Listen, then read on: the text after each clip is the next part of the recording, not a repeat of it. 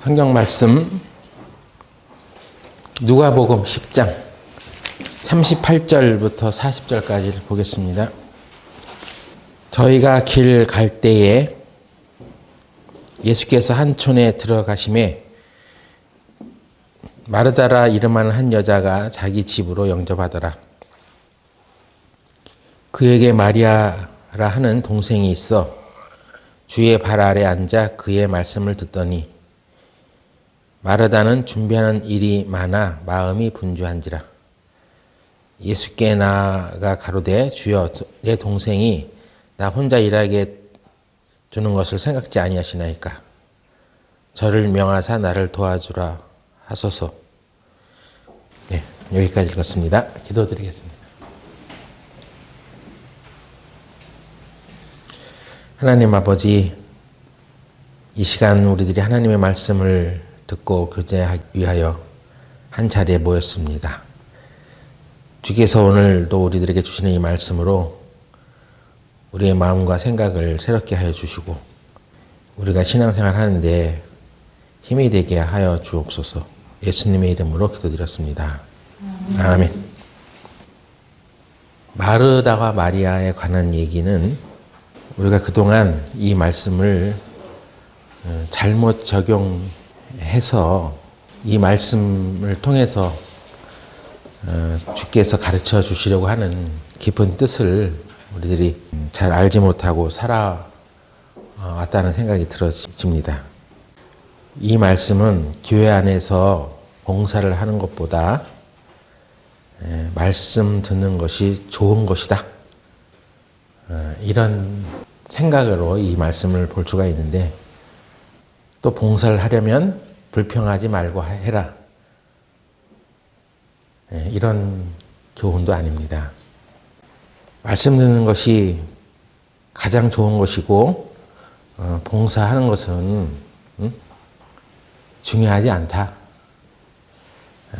이런 것이 이 마르다와 마리아에 관한 얘기 교훈이라면 다른 성경에 기록된 말씀과 상충되는 일이 벌어지죠.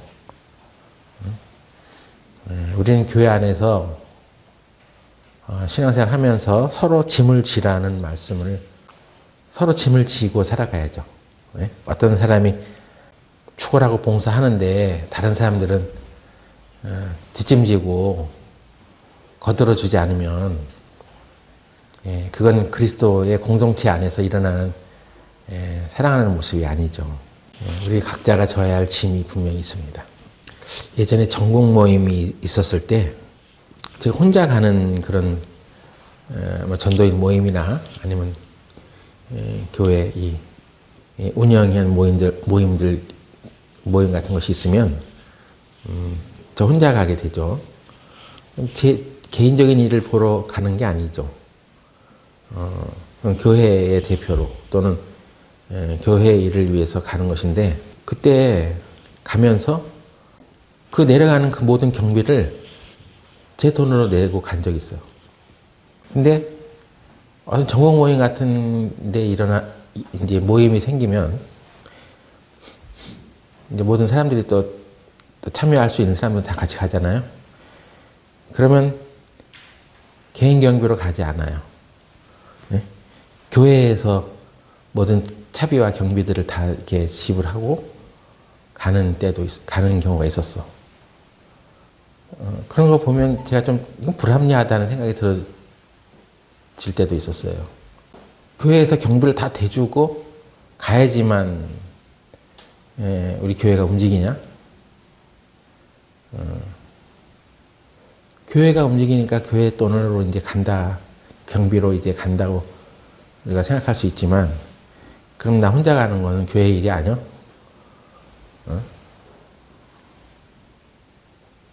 그러니까 마음속에 어떤 생각이 들어지냐면, 그럼 다른 사람은 꼭 교회에서 차비 대줘야지 가는겨? 자기 돈으로 가면 안 돼? 이런 생각이 팍 들어오는 거예요. 근데 이게 뭐 째째하게 차비 몇 푼 가지고 경비 몇 푼 가지고 그거 불만을 얘기해 봐야 내 위신만 떨어지니까 그런 거 이제 말 안 하죠. 근데 전국 모임 갈 때 혼자 갈 때는 내가 내 경비 다 대고 가고 교회에서 지원 안 하고 여러 사람이 갈 때는 다 교회 경비를 대고 가고 그래서 거기 가는 사람들은 자기 돈 안 내고 가고 이게 뭔가 좀 불평이 막 이제 솟아나는 때가 있었어요. 그래서 교회 안에서 봉사를 하게 되면 불평이 생길 때도 있어요. 불만족스러운 일이 생겨. 그럼 성경에 있는 이 마르다 마리아가 하는 얘기를 이제 떠올리면 우리가 전통적으로 가르침을 받았던 그 얘기 가운데 교회를 하면서 불평하지 마. 뭐 이런 얘기. 봉사를 하는 사람이 마음가짐을 잘 가져야지 봉사하면서 이렇게 왜 나 혼자만 그걸 하게 하냐고 그러면 안 되지. 이렇게 찍어 누를 수가 있잖아요. 또 우리가 뭐 이제 교회에서 김장을 담근다 하면 거기 참석하는 사람들이 있을 것이고 참석도 안 하는 사람도 있을 것입니다. 그러면 거기 참석해서 일하는 사람은 왜 우리가 이거 해야 되냐고 우리만 왜 딴 사람들은 참여하지 않는 거야 하면서 이제 원망스러운 마음을 가질 수가 있죠. 그래서 이 마르다 마리아에 가는 얘기를 그런 쪽에 우리가 이제 사용할 수가 있습니다. 실제로 마르다도 예수님을 이제 자기 집에 초대한 마르다가 예수님을 대접하려고 막 음식을 막 준비하면서 막 분주하게 혼자 일하고 있는데 자기 동생 마리아는 예수님 옆에 가가지고 거기서 말씀만 듣고 있는 거예요. 그러니까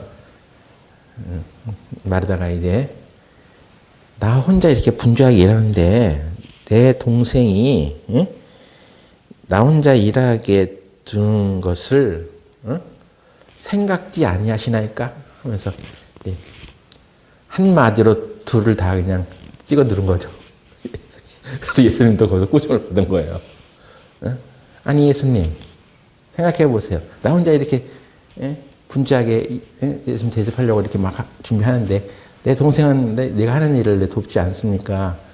저것에 대해서 왜 말씀하지 않으십니까? 그러니까 마리아도 이제 또 예수님도 이 한마디에 이제 둘 다 이제 마르다의 생각에는 옳지 않다 이렇게 생각을 한 거죠. 그래서 우리는 은연중에 이렇게 우리 교회 안에서 그래도 예수님을 대접하려고 예수님 섬기는 이런 봉사가 다 하는 것인데 봉사를 다 하는 것인데 우리가 예수님 섬기려고 다 하는 것인데 왜 누구만 하고 누구는 안 하냐 이런 것에 대해서 이제 불만이 딱 생길 때 이 마르다와 마리아에 관한 일이 그런 쪽으로 이제 봉사하는 사람들을 그냥 막 억압하듯이 또는 그냥 여러 말 하지 말고 그냥 봉사나 해. 불평하지 말고 말씀 듣는 게 더 중요한 거야. 이런 식으로 이 말씀을 이제 인용해서 우리가 적용시켜 온 것이 있습니다. 근데 이게 뭔가 이게 석연치 않은 게 있어요. 과연 그런가? 그러면 서로 짐을 지라고 하셨는데 서로 짐을 지지 말든가 그냥 하고 싶은 마음이 있는 사람 그 사람이 해야 될 일이니까 그런 감동이 있는 사람은 하고 그 감동 없는 사람은 그냥 어쩔 수 없잖아 그냥 내 눈에 안 띄는데 뭐 어쩔 것이요. 이렇게 이 말씀을 이제 잘못 적용해 갈 수가 있는 것입니다. 근데 이 말씀들을 잘 이제 헤아리려면 해석하려면 먼저는 이 말씀의 전후 문맥을 보고 지금 뭐에 대해서 얘기를 하고 있는데 이런 얘기가 나왔는지 예수님께서 이런 말씀을 언급하시는지를 좀 봐야 할 필요가 있습니다. 우리가 성경에 있는 내용을 전후 문맥을 따지지 않고 그냥 이 말만 딱 이 단락만 따서 얘기하면 좀 잘못된 해석을 할 수도 있어요. 그래서 더 온전한 해석을 우리가 하기를 원한다면 성령께 기도해서 정말 이 말씀의 온전한 뜻을 우리들이 알게 해달라고 지혜를 구하고, 이제 성경을 읽을 때 그 전후 앞 뒤로 무슨 얘기를 하고 있었는데 이 얘기가 나왔는가, 이런 것들을 좀 살펴볼 필요가 있죠. 이 마르다 마리아 얘기는 그 바로 전에 자비를 베푼 사마리아인에 대한 얘기가 기록되어 있습니다. 어떤 율법사 또 예수님께 우리가 어떻게 해야 영생을 얻겠습니까 하는 어떤 율법사가 예수님께 우리가 어떻게 해야 영생을 얻겠습니까 하는 그 질문에 사마리아인에 관한 얘기를 쭉 얘기해 줬잖아요. 그래서 어떤 제사장도 지나가고 레위인도 지나가고 그렇게 지나갔는데, 강도 만난 이 사람에게 대해서 사마리아인이 잘 치료해주고 또 여관에 맡기고 다시 돌아올 때 사람에게 든 경비를 내가 다 지불해 주겠다고 하면서, 이 세 사람 중에 누가 강도 맞는 자의 이웃이 되겠느냐? 그래서 가로되 자비를 베푼 자 아니이다. 자비, 은혜죠. 은혜를 베푼 자, 이렇게 긍휼을 베푼 자가 강도 맞는 자의 진정한 이웃입니다. 이 얘기를 하고 있었습니다. 그래서 예수님께서 이르시되 가서 너도 이와 같이 하라. 그런 일이 있었고, 그리고 저희가 길 갈 때에 한 촌에 들어갔는데 이제 마르다라 이름하는 한 여자가 자기 집으로 그를 영접했습니다.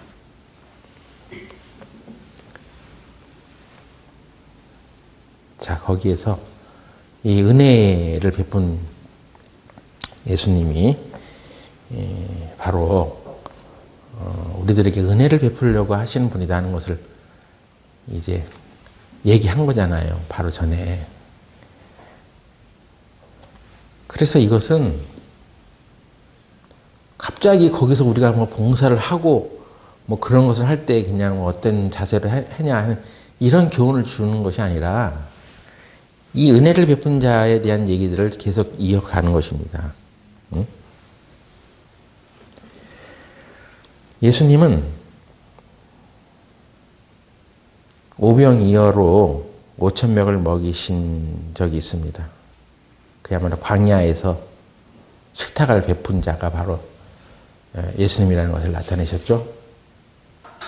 아무것도 없는 그 부족한 상태에서 물고기 2마리 떡 5덩이로 5,000명을 먹이셨어. 그런 능력을 갖고 계신 분이 마르다라고 하는 사람의 집에 가서 나를 위해서 상을 차려라고, 내 먹을 것 좀 달라고 그거 해결하러 가겠습니까? 그리고 예수님은 나는 섬기러 온 자라고 얘기하셨어. 이 땅에 섬기러 온 것이지 군림하라고 온 것이 아니다. 이렇게 말씀하셨습니다. 우리에게 부족한 것이 생기면 언제나 풍성하게 주시는 예수님이죠. 내가 예수님을 무엇을 대접해야 하는 그런 분이 아닙니다, 사실. 예수님은 우리를 섬기러 오셨고 우리에게 무언가를 주러 오셨어. 모든 걸 주러 오셨죠. 그랬을 때 과연 예수님을 이제 한 동네 촌에서 이렇게 들어오셨는데 예수님을 자기 집으로 초대했다 하더라도 예수님이 뭔가 대접을 받으려고 하는 거 아니고 오히려 주시는 분이라는 거예요. 예수님은. 우리가 이 그리스도와 우리의 관계, 또 우리와 이제 형제 자매들의 관계를 볼 때 이 수직적인 관계와 수평적인 관계가 있습니다. 이 수평적인 관계에서는 주는 자가 복이 있습니다. 응? 우리는 형제 자매들에게 나눠줘야 돼. 주는 자가 복이 있어. 그런데 이 수직적인 관계에서 우리는 주님으로부터 받아야지 복이 있는 거예요. 받는 자가 복이 있는 거예요. 우리가 뭔가 주님께 대접을 해가지고 우리가 복을 받는 게 아니라 받아야 돼. 예수님은 우리에게 주러 왔어. 주려고. 자신의 생명을 내어주려고 왔어. 그 주님은 모든 것들을 공급하실 수 있는 풍성한 분이시오. 그래서 마르다와 마리아 중에 누가 진정으로 예수님을 하나님처럼 대했겠습니까? 마리아는 주님으로부터 오는 그 생명의 말씀을 받으려고 했습니다. 근데 마르다는 뭔가 열심히 이렇게 준비를 해가지고 예수님께 대접을 하려고 했어. 그래서 이 얘기는 봉사에 관한 얘기를 하는 것이 아니라 우리가 예수님을 하나님처럼 대하고 있느냐 하는 거예요. 그리고 하나님으로부터 받는 그 복을 먼저 받아야 된다는 것을 지금 얘기하고 있는 것입니다. 하나님께서 우리에게 주려고 하는 것은 자비예요. 은혜. 그런데 그것을 받기 전에 그 은혜를 잊고 살아가는 그 생활이 아니라 먼저 은혜를 먼저 구하지 않고 은혜를 받지 않고 뭐 자기 어떤 봉사 이런 것들을 해가지고 주님을 섬기려 한단 말이에요. 마르다에게 예수님께서 하신 얘기는 네가 많은 일로 염려하고 근심한다. 뭐 하는 일이 많으니까 이제 네가 왜 염려하고 근심하느냐. 지금 이 얘기 하고 있잖아요. 야, 봉사할 때 기쁜 마음으로 해. 이거 얘기한 게 아니에요. 네가 왜 분주하게 많은 일로 인해서 근심하고 염려하느냐. 그것은 네가 가지고 있는 힘으로 지금 뭔가를 막 해가지고 주님을 섬기려 하는 거 아니냐. 나는 섬김을 받으러 온 자가 아니야. 나는 오히려 섬기려 왔고 주려고 왔어. 그래서 주님과 우리의 관계가 주님부터 오는 것들을 받아갈 생각은 안 하고 그냥 일만 하려고 하는 거예요. 그리고 일하는 그 원동력이 어디냐면 자기 열심이요. 빌립보서 2장 13절에 보면 너희 안에서 행하시는 이는 하나님이시니 자기의 기쁘신 뜻을 위하여 너희로 소원을 두고 행하게 하시나니.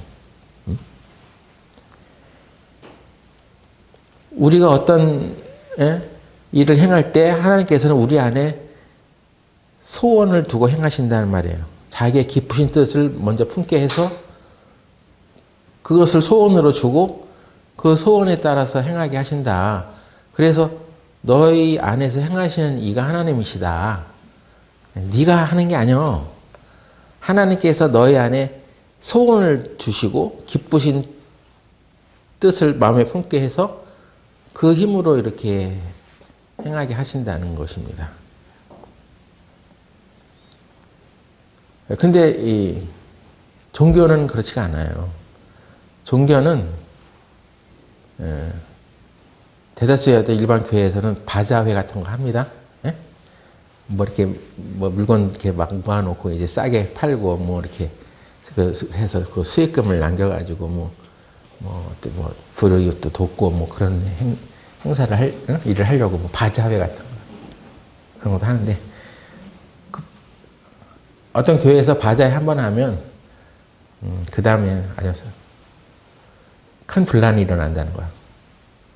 오히려 그 남을 돕기 위해서 이렇게 자기네들이 힘을 모아서 이렇게 뭐 하다 보면 그런 행사를 하고 나면 그냥 신도들끼리 싸운다는 거야.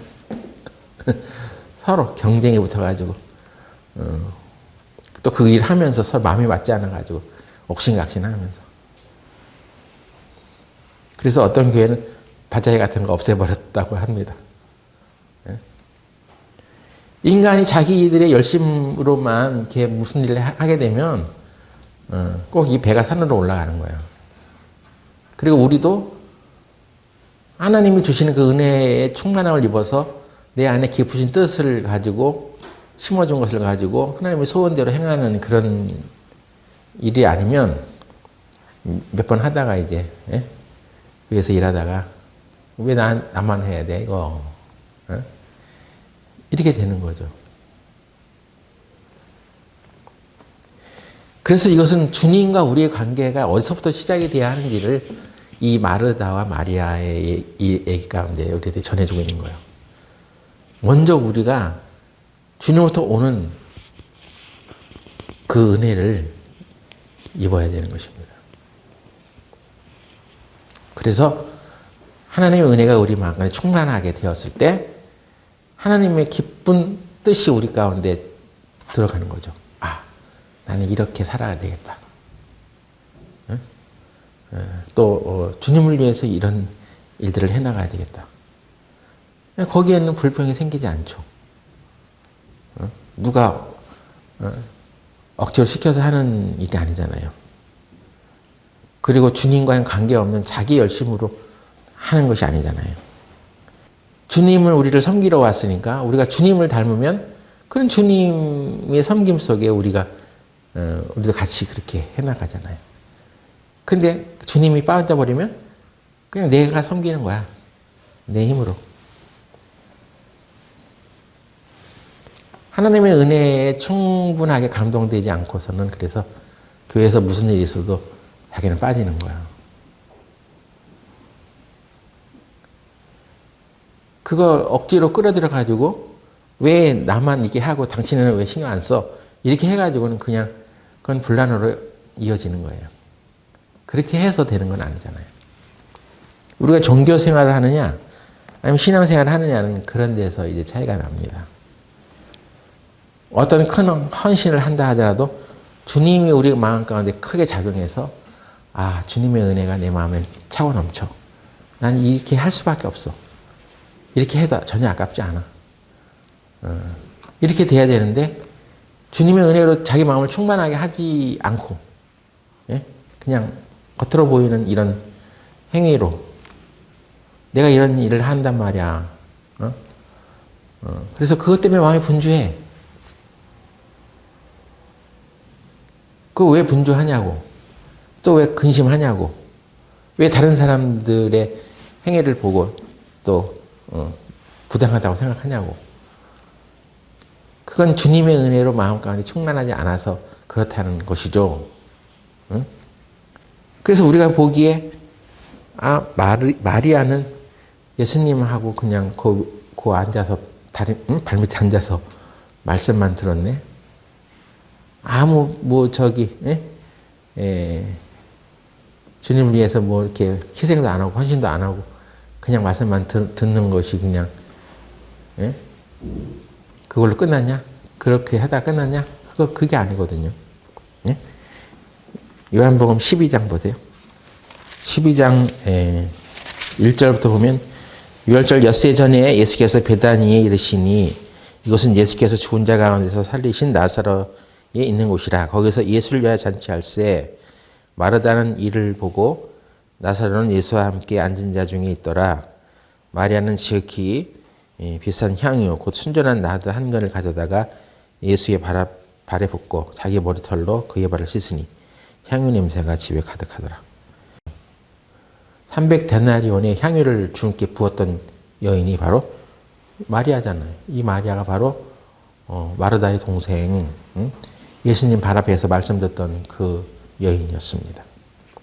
300데나리온의 가치가 있었다 그러니까 한 1년치, 그죠?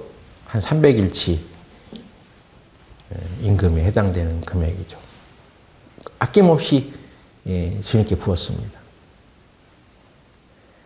주님께서 십자가에 돌아가실 날이 6일밖에 이제 안 남았다는 것을 알고, 예? 그것이 바로 우리를 위한 희생이라는 것을 알고 마리아는 예수님을 위해서 아낌없이 이 거액의 비싼 향유를 주님께 부었습니다. 그거 가지고 불쌍한 사람도 나눠줄 수 있고 유용하게 그 돈을 쓸 수 있잖아요. 예? 뭐 한 3천만 원 되지 않겠어요? 일당 10만 원씩만 잡아도 300일치의 임금이니까 보통 한 3천만 원 됩니다. 근데 그것을 주님께 부었을 때 뭐 다른 사람 뭐 어떻게 하든지 비판을 하든지 상관없는 거예요.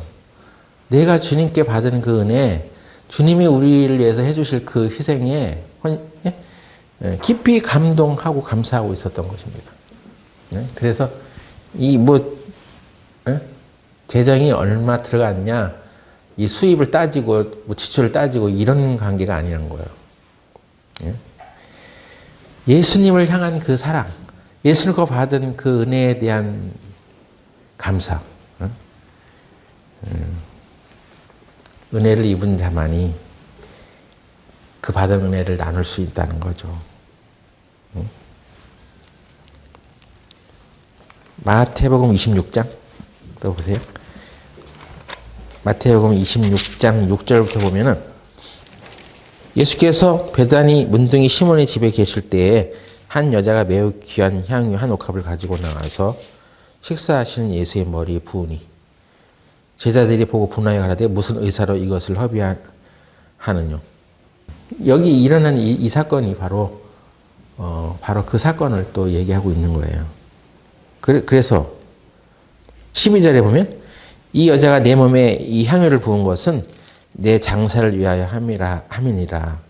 내가 진실로 너에게 이르노니 온 천하에 어디서든지 이 복음이 전파되는 곳에는 이 여자의 행한 일도 말하여 저를 기념하리라 하시니라.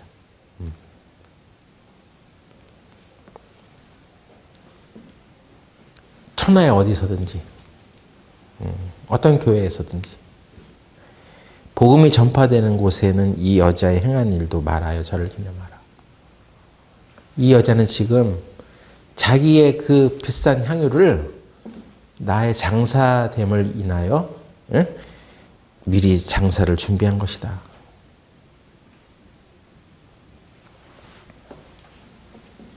그냥 한 몇 분 만에 그냥 3천만 원 날린 거예요, 그냥. 예? 아예 그냥 마음과 생각으로만 갖고 있지 뭘. 꼭 그렇게 그 비싼 향유를 부어야만 했어? 그게 아니에요. 이게 영적인 부분이라는 것입니다, 이것이. 실질적 우리 안에 있는 어떤 사랑과 희생과 헌신에 관한 것은 영적인 거예요. 그래서 우리가 갖고 있는 현실적인 그 돈, 그 액수, 금액, 여기에 좌우되는 게 아니에요. 어떤 보이지 않는 사랑이 지금 여기서 오고 가고 있는 것입니다. 그래서 사랑, 이것은 하나님의 은혜에 대한 반응이에요. 내가 하나님의 은혜를 얼마나 강하게 받았다고 여기고 있는지에 따라서 우리 안에서 나타나는 그 사랑은 그 은혜를 느낀 만큼 비례하게 돼 있어요. 그래서 사랑은 돈이 아니에요. 무엇이 우리를 그리스도의 사랑에서 끊을 수 있겠습니까? 적신이나 기근이나 칼이나 환난이냐? 그런 걸로 하나님이 우리에 대한 사랑을 또 우리와 하나님과의 사랑을 끊어내지 못합니다. 근데 제가 보니까 그걸 끊어낼 수 있는 한 가지가 있어. 돈이야, 돈. 어느 한 집에 가난이 들어오면 사랑이 이사를 간대요. 가난이 들어오니까 사랑이 이사를 가. 그 집안에 서로 사랑한다는 그런 관계가 있었다 하더라도 갑자기 재정적으로 어려워지면 이혼도 하고 그러더라고. 예? 여기 우리가 지금 신앙생활 하고 있는 형제 자매는 우리는 영원히 볼 사람들이에요, 사실은. 이 세상에서도 보지만 영원히 우리가 천국에서 영원히 같이 지낼 사람들이야. 그런데 여러분은 어떤 친구를 사랑하세요? 어떤 친구를 더 존중하고 살아가냐고. 사랑하는 것은 존중하는 거예요, 상대방을. 고린도 13장이 사랑장이라고 하는데 그 사랑에 대한 얘기를 읽어보세요. 응? 무례히 행치 아니하며 교만하지 아니하며 상대방을 존중하는 거거든요. 상대방을 존중하지 않는데 난 사랑합니다 이렇게 말하기는 좀 쑥스럽잖아요. 주님을 사랑한다면 주님을 존중해야죠. 뭘로 존중해야 돼? 주님이 하나님이라는 것을 존중해야죠. 마르다가 철없이 그랬던 그때처럼 예수님이 내 대접을 받아야지 되는 존재는 아니란 말이에요. 우리가 뭘 드려가지고 예수님이 마음이 달라지는 그런 존재는 아니라는 것입니다. 예수님 우리에게 다 주려고 해. 근데 이 율법이라는 것은 자기가 뭘 해가지고 하나님을 감동시키고 그렇게 해서 자기가 좀 더 의로운 상태가 되는 것 같은 그런 생활로 우리를 이끌어 간단 말이에요. 구원을 받을 때는 우리가 은혜로 받았는데 구원받고 살아가면서 서서히 자신도 모르는 사이에 율법적인 사람이 되는 거야. 그래서 내가 이만큼 이렇게 하고 이렇게 좀 열심을 내고 뭔가를 드려야지 하나님이 기뻐하시는 것 같고 그냥 가만히 있으면 아주 그냥 의미 없는 신앙생활을 하는 사람처럼 생각이 드는 거죠. 신앙생활을 하는 것은 우리가 하나님을 사랑하고 또 이웃을 사랑하는 그 안에 다 들어있어요. 근데 그렇게 하려면 이건 관계란 말이에요, 이것은. 우리의 관계는 그리스도와 함께하는 교제라고 했습니다. 요한일서가 사랑을 우리들에게 권면하고 있는 말씀인데 그 요한일서 1장에 어떻게 시작하냐면 우리가 그리스도와 함께 이 관계를 교제를 나누기 위해서 그 요한일서를 기록했다고 되어 있어요. 하나님과 우리와의 관계거든요. 살아있는 관계. 여러분은 형제 자매들과 살아있는 관계에 있어요? 아니면 그냥 교회 와서 그냥 얼굴만 보고 흩어지는 관계예요. 살아있는 관계는 그 사람과 함께 숨을 쉬며 살아가고 어떤 일들이 있을 때 서로 의견을 나누고 그래서 함께 그 문제들에서 괴로워하고 또 슬퍼하고 하면서 그런 관계에 있는 거죠. 근데 이 살아있는 관계가 아닌 다시 말하면 교제가 안 되는 안 하는 그런 관계이라면 이건 신앙생활이 아닌 거예요. 이건 사랑하는 관계가 아니에요.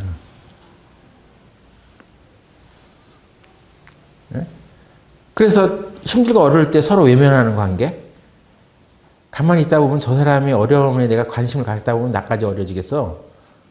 하고 등 돌리는 그런 관계라면 이것은 신앙생활이 아니라 종교생활을 하고 있는 거죠. 상대방을 존중하지 않는 거 아니에요. 너 돈 없다고. 나는 너랑 잘 지낼 수 없어. 이것 아니겠습니까? 여러분이 상대방의 얘기를 잘 듣는 것도 상대방을 존중하는 거예요. 상대방의 얘기를 잘 안 듣는 것은 사랑하지 않기 때문이거든요. 여러분이 설교를 잘 안 듣는 것은 위험한 신호가 켜진 것입니다. 하나님과 살아있는 관계를 맺고 있지 않는 거예요. 마리아는 예수님의 발밑에서 하나님의 말씀을 들었습니다. 그러면서 하나님의 은혜를 입었습니다. 그리고 앞으로 자기의 죄를 위해서 십자가에서 죽을 것을 알았습니다. 구약시대에 그렇게 숱하게 죽어갔던 그 어린 양들이 바로 예수님이라는 것을 알았습니다. 그래서 마리아는 예수님을 그냥 보내드릴 수가 없었어요. 아무리 그 많은 재정이 허비된다 하더라도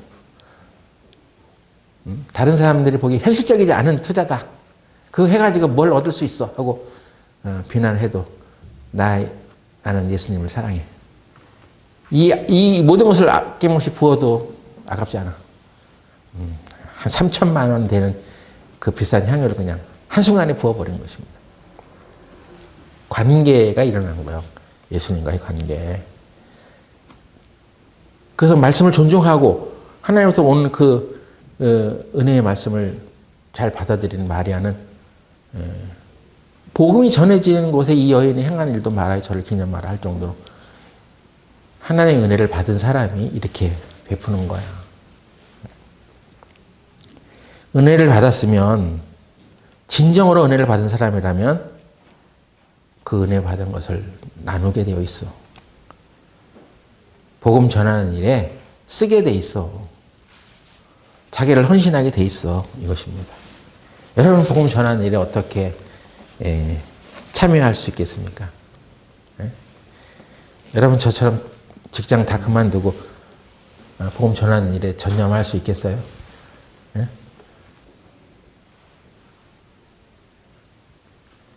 우리 모든 교회가 그런 사람들이 또 돼서는 안 되죠. 그 중에 또 하나님이 기름을 부으셔서 또 역사하게 하는 그런 일들이 일어나야 되겠죠. 또 아무나 세울 수는 없는 것입니다. 그러면 보통 사람들은 어떻게 살아야 됩니까? 세상에서 열심히 하나님이 주신 그 직업을 통해서 내가 이 직업을 통해서 하나님께 어떻게 이 하나님 나라를 증거하는 일에 쓰임을 받을까 생각을 해야죠. 서로 사랑하는 관계가 돼야죠. 살아있는 관계가 있어야죠. 하나님 말씀을 듣지 않는데 하나님 말씀이 곧 하나님이십니다. 그 말씀이 육신이 되어 오신 분이 예수님이고 태초에 말씀이 계시니라. 태초에 하나님이 계시니라와 동급이잖아요. 말씀을 소홀하게 대하는 것은 하나님을 소홀하게 대하는 거예요. 하나님을 존중하지 않는 거예요. 우리가 하나님 말씀을 듣는 이 시간은 어느 학원 가가지고 학원 강의 듣는 게 아니에요. 하나님을 대하는 나의 마음을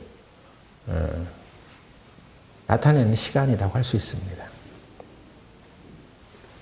그래서 그 하나님의 말씀을 계속 묵상하고 살아가는 가운데 우리의 신앙은 점점 성장하는 거고 그 은혜를 더 알게 되는 것이고 더 사랑을 하게 되어 있습니다. 그 어떤 것도 하나님과 우리의 사랑을 끊어낼 수 없는데 돈이 끊어내더라고요. 그래서 힘들고 어려울 때 그때 우리가 서로 사랑을 나타내야죠. 내가 하나님의 은혜를 입고 있는 자인가 아닌가를 증명해야죠. 그래야 복음이 전해진다는 것입니다.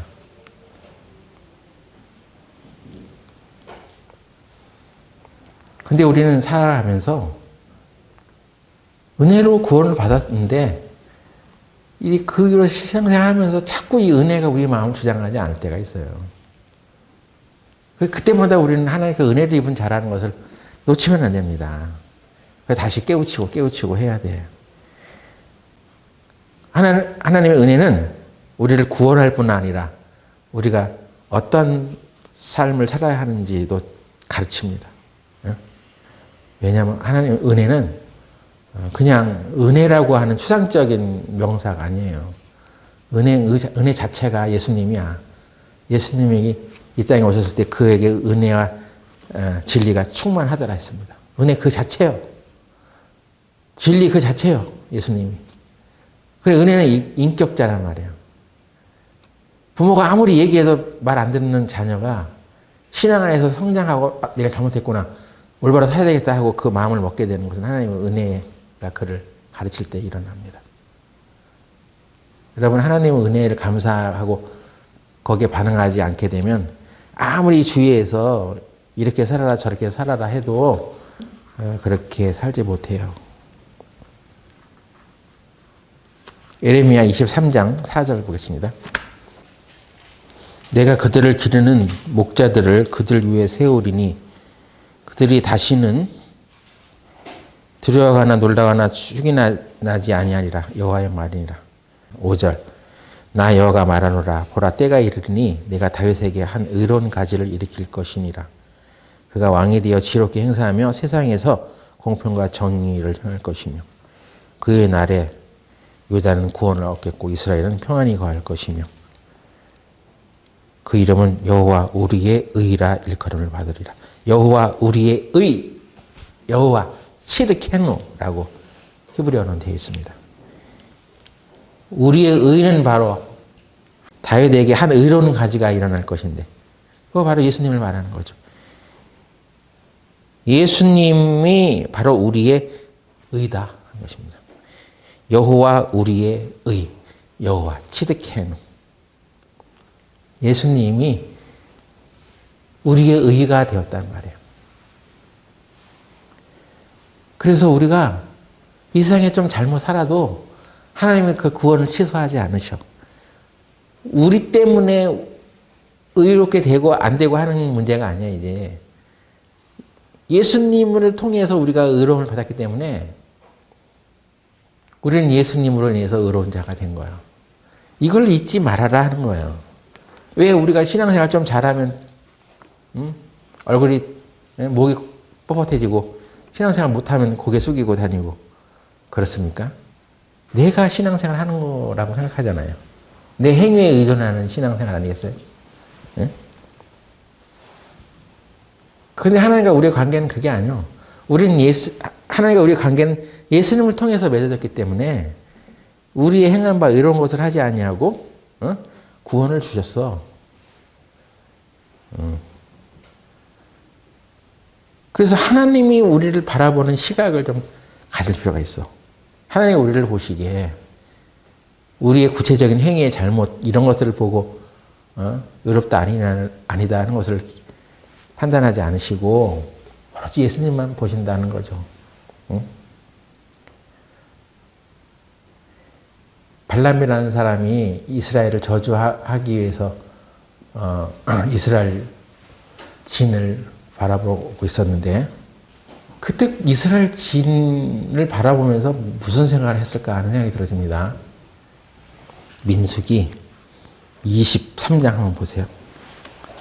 23장 13절 발락이 가로되 나와 함께 그들을 달리 볼 곳으로 가자. 거기서는 그들을 다 보지 못하고 그 끝만 보리니 거기서 나를 위하여 그들을 저주하라 하고. 발락이라는 사람이 발람을 채용해가지고 이스라엘 저주하게 할 때 그 이스라엘 사람들이 진을 보여주면서 그곳으로 가서 그들을 저주하라고 했다고 되어 있습니다.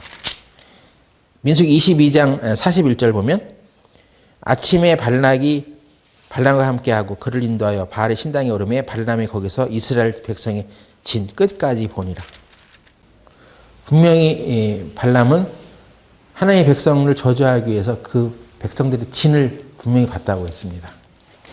민수기 24장 1절 발람이 자기가 이스라엘을 축복하는 것을 여호와께서 선히 여기심을 보고 전과 같이 사수를 쓰지 아니하고 그 낯을 광야로 향하여 눈을 들어 이스라엘이 그 지파대로 거하는 것을 보는 동시에 하나님의 신이 그 위에 임하신지라. 그래서 이스라엘이 그 지파대로 거하는 것을 보고 있었다고 되어 있습니다. 그럼 이스라엘이 이 출애굽을 해서 광야에서 그 텐트를 치고 이동하고 할 때 그 장면들을 민수기 1장, 2장 여러분이 읽어보시면 이 성막을 중심으로 이스라엘 백성들이 이렇게 쫙 사면으로 포진했는데 특히나 진행할 때는 그 앞 레위 자손이 먼저 이 여호와의 언약궤를 메고 앞에 나가고 그 첫 번째 줄에 세 지파가 서 있는데 유다 지파, 이사갈, 스불론 이 세 지파가 맨 1열에 서 있어요. 그리고 나머지 이제 나머지 지파들. 근데 그 모양이 예전에 저도 그렇게 생각 안 했는데 그냥 성막을 중심으로 그냥 이스라엘 12지파가 이렇게 포진해 있다 이렇게 생각했는데 그 위에 가서 이렇게 봤다면 이스라엘이 그 장막에다 진을 치거나 움직일 때 제일 일렬에 유다 지파, 이사갈, 스불론이 있는데 민수기 1장 보면 유다 지파가 제일 많아요. 이사갈도 많아요. 스불론도 많어. 그 20세 이상으로 싸움에 나갈 만한 사람. 그래서 높은 산에 올라가서 이스라엘 진을 딱 봤으면 성막을 중심으로 이렇게 십자가 모양으로 진을 포진하고 있는 거예요. 이동할 때 특히. 희한하더라고요. 그러니까 이스라엘 백성은 하나님이 보시기에 이제 장차 오실 예수 그리스도로 인하여 그들이 죄와 허물을 그 십자가에서 다 해결해 주실 그런 아주 사랑스러운 백성으로 보고 있었던 거죠. 그것을 발람에게 보게 한 것입니다. 기가 막히죠. 그냥 이렇게 성막을 중심으로 사면에게 포진되어 있는 그런 구조가 아니었어요. 그런 형태로 이제 이스라엘 진이 광야에서 움직이고 있었던 것입니다. 그리고 그 진의 중앙에는 성막이 있어서 피 뿌린 제사를 행하게 하고. 그래서 민수기 23장 19절부터 보면 하나님은 인생이 아니시니 시건치 않으시고 인자가 아니시니 후회가 없으시도다. 어찌 그 말씀하신 바를 행치 않으시며 하신 말씀을 실행치 아니시랴. 내가 축복의 명을 받았으니 그가 하신 축복을 내가 돌이킬 수 없도다. 여호와는 야곱의 허물을 보지 아니하시며 이스라엘의 폐역을 보지 아니하신도다. 여호와 그의 하나님이 그와 함께 계시니 왕을 부르는 소리가 그 중에 있도다. 하나님께서는 야곱의 허물을 보이지 않으시며 이스라엘의 폐역을 보지 아니하신도다. 그 장차 이제 예수님께서 오셔서 그들의 죄를 담당하실 그 민족의 모습. 그 이스라엘만 그런 건 아니죠, 사실. 이스라엘 통해서 온 세계에 복음이 전해지는 것을, 복을 나눠줄 것을 예언해 놨으니까. 그러니까 하나님께서는 야곱의 죄를, 허물을 보지 않고 이스라엘의 회역을 보지 않으신다. 하나님께서는 우리 개개인의 허물을 보는 것이 아니라 이제 예수님을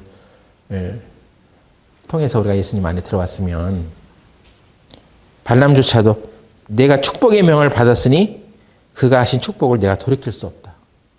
어느 누구도 우리를 그리스도의 사랑에서 끊을 수 없는 존재가 된 거예요.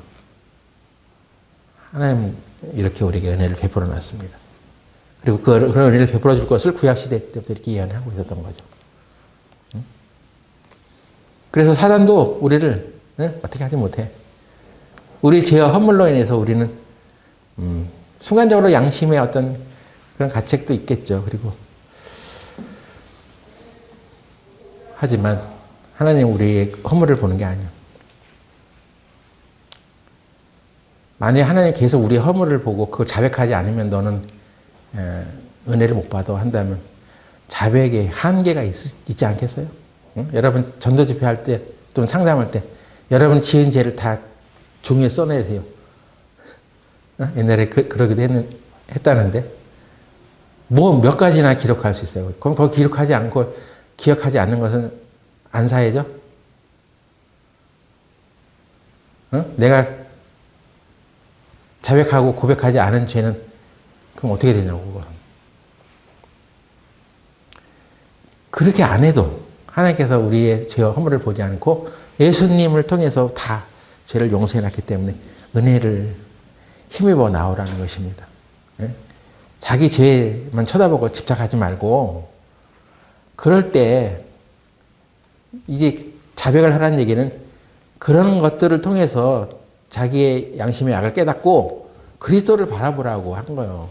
그래서 자백을 안 하면 뭐 자기가 잘못했는지도 모르는데 뭘 어떻게 해결을 하겠어. 그래서 그런 것들을 기억나는 한도 내에서 자백하죠. 또 우리가 구원받고 나서 죄를 질 때도 그 죄는 분명히 자기가 알잖아. 그러니까 그런 건 자백을 하면서 나아갈 필요가 있죠. 근데 그거 자백 안 한다고 해도 죄를 사함받지 못하고 그런 건 아니잖아 또. 그럴 때 우리가 하나님의 은혜를 그거 바라보면서 나아가라고 자백하라고 한 거죠. 응? 은혜를 생각하셔야 됩니다. 우리가 죄를 질 때마다 하늘에서 진짜 번개불이 나와가지고 그냥 다 심판을 받았다면, 우리가 죄를 질 때마다 그것이 다 오픈돼가지고 다 그냥 이 교회 안에서 다 파헤쳐졌다면 우리가 신앙생활 할 수 있겠어요? 그러나 예수님은 우리에게 너는 하나님의 은혜 안에 거하라. 응? 하나님은 우리의 죄와 허물을 보지 않아. 예수님을 바라보는겨. 예수님 때문에 우리는 도저히 저주를 품으려고 하는 그 사술자들을 통해서도 저주를 못하게 해놨습니다. 은혜가 감사하지 않으세요? 그 은혜를 제대로 받은 사람은 그 은혜를 나누게 돼 있잖아요. 그런데 그런 은혜를 받은 적도 없고 그냥 열심으로 뭔가를 해보려고 하면 그게 얼마나 가겠습니까? 그래서 거기서 그냥 마리아, 자기 동생하고 예수님 함께 그냥 지적질 하잖아. 그것은 종교 생활이라는 거예요. 여러분은 하나님의 은혜를 받으세요.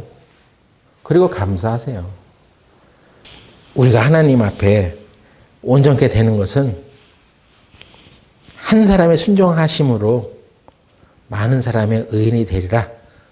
로마서 5장 19절에 한 사람의 순종치 아니함으로 많은 사람이 죄인 된 것 같이 한 사람의 순종하심으로 많은 사람의 의인이 되리라. 예수님 한 분이 순종한 거야. 신앙생활은 주님이 순종하신 그 자체를 따라 그 안에서 우리도 순종하는 거야. 우리가 주님 안에 들어있으니까. 나의 순종은 곧 주님의 순종입니다. 주님은 빼버리고 내 순종 이렇게 하면 우리는 내 순종에 대한 가치를 또 내 순종에 대한 어떤 대가를 받으려고 하죠. 그래서 하나님의 시각을 우리가 봐야 됩니다. 그리고 그 광야에서 이스라엘 진이 성전 성막을 가운데 품고 쭉 이동할 때 아마 그것은 전 세계에 예수님의 십자가를 지고 이렇게 의로운 자가 된다는 것을 아마 시위하면서 나타냈던 것 같아요. 아마 장관이었을 것입니다. 그냥 뭐 중구난방으로 그냥 이스라엘 백성들이 그냥 우왕좌왕하면서 움직인 게 아니라 군대의 대열을 맞춰서 나왔다고 했는데 그 대열이 어떤 대열이었는지 좀 이렇게 감이 잡히는 것 같아요. 디도서 2장 11절 보고 마치겠습니다. 모든 사람에게 구원을 주시는 하나님의 은혜가 나타나. 하나님의 은혜는 모든 사람들에게 구원을 주신다고 했죠. 저와 여러분은 하나님의 은혜로 구원을 받았습니다. 그 하나님의 은혜가 나타나 12절 우리를 양육하시되. 하나님의 은혜가 우리를 양육한다고 했죠. 우리를 가르칩니다. 여러분 하나님의 은혜만이 우리를 올바른 길로 인도갈 수 있어요. 예? 내 열심과 내 종교적인 노력이 나를 변화시키는 것이 아닙니다. 하나님의 은혜를 입으면 입을수록 그 사람이 변화가 되게 돼 있어. 변화되지 않는 사람은 문제가 있는 거야. 하나님의 은혜를 저버리는 사람이지. 경건치 않은 것과 이 세상 정욕을 다 버리고 근신함과 의로움과 경건함으로 이 세상에 살게 한단 말이에요. 그 하나님의 은혜가 우리를 양육해서. 예? 양육한다는 것은 우리를 교훈한다는 얘기죠. 가르친다는 얘기죠. 신앙생활하는 선배들의 얘기도 듣지 아니하고 교회 안에서 목회자의 충고도 듣지 아니하고 부모의 말도 듣지 않는 사람도 하나님의 은혜를 알게 되면 그 은혜가 너희를 가르친다고 되어 있습니다. 그래서 바울도 에베소 장로들에게 내가 너희를 은혜의 말씀에 부탁한다고 했어. 은혜. 오직 하나님께서 우리에게 우리의 죄와 허물을 보지 않으냐고 베풀어 주시는 그 은혜의 말씀. 은혜, 인격이죠. 응? 말씀도 하나님이잖아요. 은혜에 하나님께 맡긴 거예요. 응? 여러분이 하나님의 은혜를 자꾸 소홀히 여기고 그 은혜 감사치 아니하고 그 은혜를 잊어버리고 살면 예? 그냥 돈 떨어지면 친구 안 되는 거지. 예? 돈 들어갈까봐 교회 떠나는 사람이 되는 거지. 그냥 한순간에 그냥. 어제까지 즐겁게 지냈던 그 관계가, 내가 돈 들 것 같아. 그러면 딱 끊는 거야, 그냥. 하나님의 사랑에서 우리를 끊을 것이 아무것도 없는데, 돈이 끊습니다. 돈은 또 하나의 신이거든요. 그런데 하나님의 은혜가 우리를 자정하면 돈이 우리 마음을 주장하지 않아요. 여러분 사랑하는 대상을 위해서 돈이 아깝습니까? 그래서 우리가 무언가를 열심히 해가지고 신앙생활을 해나가려고 하지 말고 하나님의 은혜를 계속 더 감사하는 거. 그게 먼저요. 그것을 제대로 배우면 제대로 된 신앙생활을 할 수 있는 거야. 사도 바울이 그렇게 복음을 전하면서 죽음에까지 이르러도 그렇게 포기하지 않고 꿋꿋하게 신앙생활을 해나갈 수 있는 것이 뭐예요? 주께서 내게 베푸시는 은혜가 그 마음을 주장하기 때문이야. 저 사람 신앙생활 한다는데 얼마나 갈까? 아무리 그렇게 해도 은혜가 주장하는 사람은 그런 거 길목에서 쓰러질 날 기다려봐야 소용없어. 지치지 않고 가는 거야, 주님 앞으로. 자기 열심으로 했으면 넘어지죠. 근데 은혜가 주장되고 있으면 넘어져도 금방 일어나. 주님이 함께 하시는 그런 저와 여러분들이 되었으면 좋겠습니다. 기도하고 마치겠습니다.